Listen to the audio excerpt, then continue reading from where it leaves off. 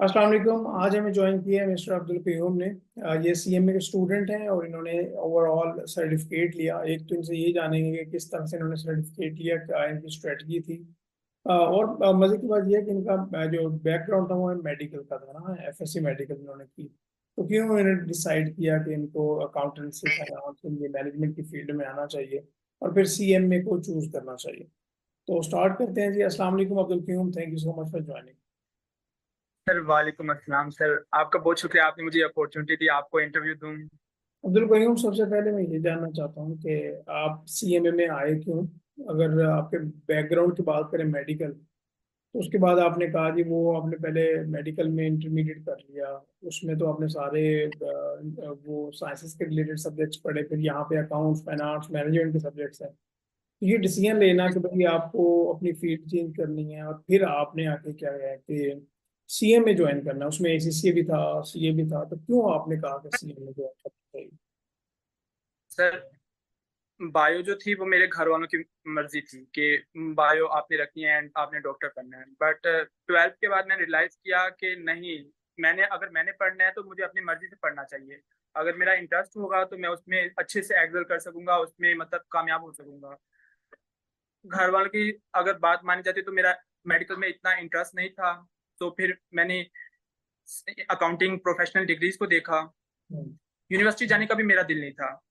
मेरा दिल इन्हीं साइड था। शुरू से मैंने 6 क्लास में पढ़ा था कि ये जो अकाउंटिंग प्रोफेशनल बॉडीज हैं तो ये हाईली पेड होती हैं और इस इनको मतलब ये अच्छे स्टैंडर्ड ऑफ लिविंग ये इंजॉय करती हैं। ठीक है। तो फिर मेरे पास बहुत सारे ऑप्शन थे। सीए भी चूज कर सकता था, मैं एसीसी भी चूज कर सकता था, सीएमए भी चूज कर सकता था। सीए मैंने इसलिए चूज नहीं किया बिकॉज उसमें कैप के बाद जो डिस्क्वालिफिकेशन का भी उसका प्रॉब्लम आ जाते हैं एंड उसकी कॉस्ट भी ज्यादा हो जाती है एज कम्पेयर टू सीएम में। एसीसीए तो है ही सर, उसकी मतलब यूके बेस्ड डिग्री है या क्वालिफिकेशन है तो उसकी कॉस्ट तो सीएमए की निस्बत बहुत ही ज्यादा है। जी बिल्कुल ऐसे ही। सीएमए की बात की जाए तो इसमें इनटेक भी हर 2 महीने बाद आती है एंड इसमें ये इकोनॉमिकल भी है। ठीक। एंड सीएम में स्टूडेंट पे डिपेंड करता है कि वो कितनी जल्दी कर सकता है, मतलब कितनी जल्दी उसको जितनी जल्दी चाहे वो उसको कंप्लीट कर सकता है। लेकिन अगर बात की जाए यूनिवर्सिटीज की तो फिर उसमें सेमेस्टर सिस्टम, हर 6 महीने बाद पेपर देना, हर 6 महीने बाद पेपर देना। तो इसी वजह से मुझे अच्छा लगा कि अगर मैं मतलब हार्डवर्क करूंगा इसमें आके सीएमए में और जल्दी कवर कर सकता हूँ तो मैंने इसी वजह से सीएमए को चूज किया कि मैं जल्दी से जल्दी इसको परस्यू करूँ एंड फॉरवर्ड मूव करूँ।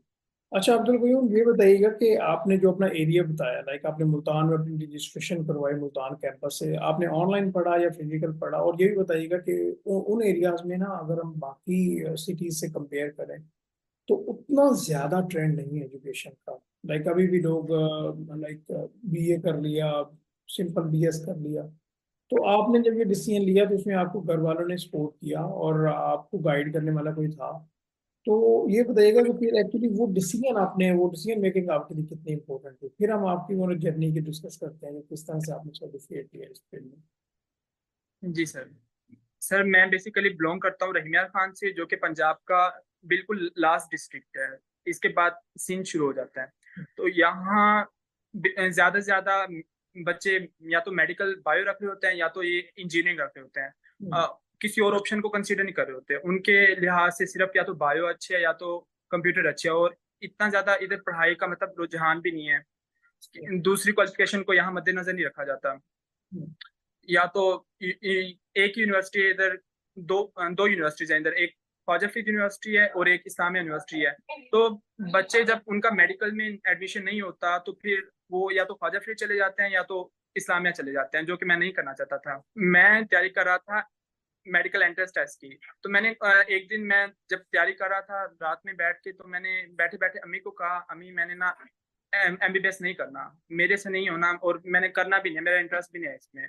तो मैंने अम्मी को कहा मैंने ना कोई अकाउंटिंग की क्वालिफिकेशन करनी है, कोई अकाउंटिंग से रिलेटेड डिग्री करनी है, मेरा इंटरेस्ट उस साइड है। तो फिर अम्मी ने कहा बताओ, ऐसा करो ना आप ये छोड़ दो, एम कैट ही छोड़ दो।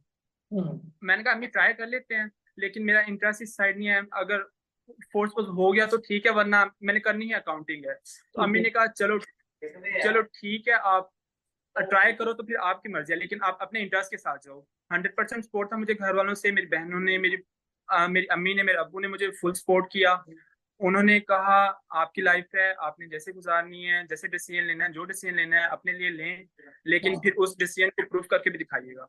अच्छा, यहाँ पे ना क्योंकि ये प्रोफेशनल क्वालिफिकेशन है तो फेलियर का भी चांस होता है, तो यहाँ पे आपकी स्ट्रेटजी क्या थी कि जिसने आपको सर्टिफिकेट दिलवाया, और अगर उस स्ट्रेटजी पे अमल किया जाए, वो सुनने वालों के लिए थोड़ी डिफरेंट हो सकती है मे बी, बट अगर उस लाइक लाइक ये है कि अगर आप उसको फॉलो करें तो मे बी आपके जो पेपर्स हैं वो पास हो सके। तो आपने प्लान किस तरह से किया अपने स्टडी को? ऑनलाइन किया, फिजिकल आपने क्लासेस ली, फिर सेल्फ स्टडी आवर्स आपने कितने दिए, क्या प्लानिंग किया?